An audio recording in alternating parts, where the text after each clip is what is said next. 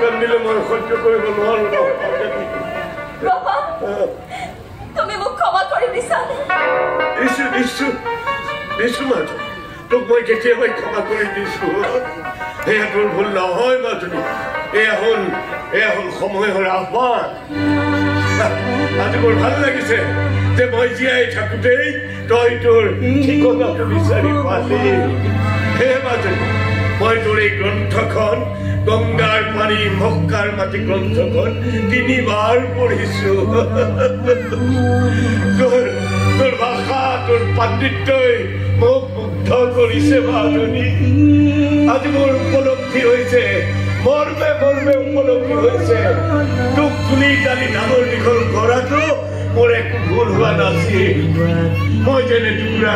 হীৰাৰ টুকুৰাহে তুলি আনিছো আল্লাহ তাল্লাই তহঁতৰ মংগল কৰক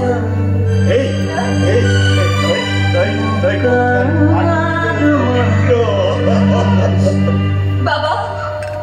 তুমি মক্কাৰ মাটিৰ দৰে মন্দিৰৰ প্ৰাৰ্থনা আৰু মছজিদৰ নামাজ একে অৰ্থ নহয় জানো নাই মই তোৰ পাণ্ডিত্যৰ ওপৰত একো কথা ক'ব নোৱাৰো মাত্ৰ মোৰ আজি চিঞৰি ক'বলৈ মন গৈছে সাহিত্য একাডেমী বঁটা প্ৰাপ্ত অসমৰ ভাষা সাহিত্য এইগৰাকী মহিয়সী নাৰী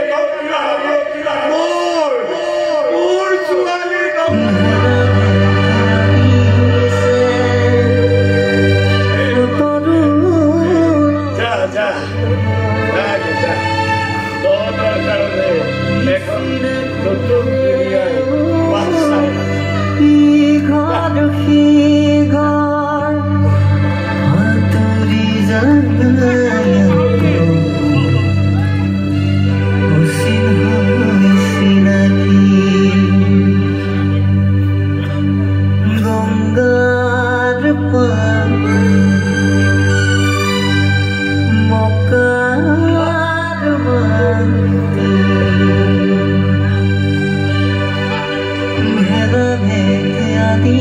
Say